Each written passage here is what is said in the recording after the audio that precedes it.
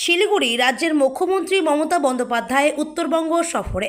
তারই মাঝে 20% বোনাসের দাবিতে 12 ঘন্টা বন্ধ পাহাড়ে। বন্ধ রেখেছে 8টি চা শ্রমিক সংগঠনের যৌথ মঞ্চ। বন্ধের সকল সমর্থনে এদিন সকাল থেকেই পথে নেমেছেন চা শ্রমিকেরা। শ্রমিক সংগঠনের সদস্যদের পাশাপাশি চা শ্রমিকেরা রোহিণী টোলগেট সংলগ্ন এলাকায় পিকেটিংয়ে সামিল হন।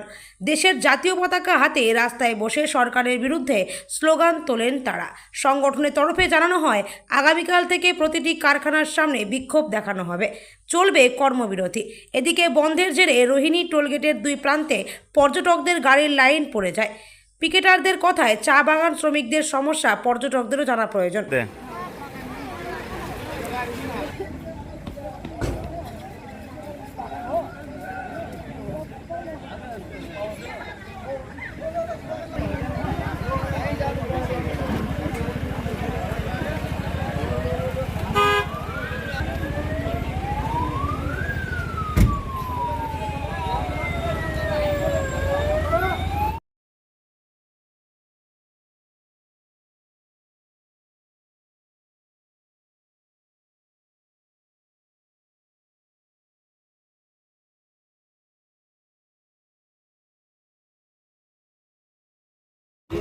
দেখেন, কালকে ফোর্থ টাইম আমাদের কনসিলেশন মিটিং মানে একদম ভেঙে গেল।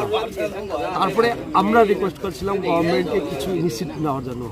গভর্নমেন্ট যে অ্যাডভাইজারি করবে, যাই করবে, আমরা বললাম গভর্নমেন্ট অ্যাডভাইজারি দিক কিংবা মালিক বোনাস দিক, সেটা নট লেস দেন 20%।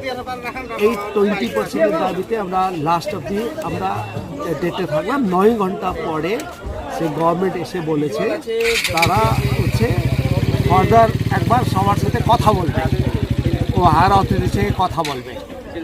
আমরা কালকে ওখান থেকে 8টা ট্রেড ইউনিয়ন আছে, একটা মানে আমাদের 2-3টা না, 8টা সমস্ত পাহাড়ের ট্রেড ইউনিয়ন একসাথে বসে ঠিক করা হলো আজকে মানে 12 ঘন্টা বন্ধ। এটা বন্ধ মানে ওয়ার্কাররা নেমে এসে ড্রাইভারদের রিকোয়েস্ট করবে, দোকানদারদের রিকোয়েস্ট করবে, যেহেতু বোনাস পেলে তো এখানেই খরচা হবে। এখান থেকে যদি কাশিয়াং যায় তাহলে তো ওই গাড়িতে উঠে যেতে হবে।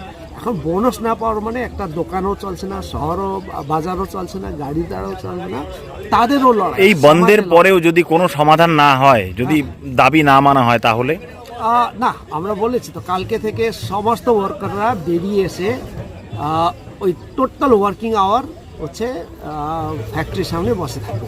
কাজ করবে না কেউ? না, করবে না, কিন্তু ওর কাজ যেটা প্লকিং করতো সেটা প্লকিং না করে কালকে সারাদিন ফ্যাক্টরিতে বসে থাকবে, মানে কর্মবিরতিতে যাবে এরপর থেকে।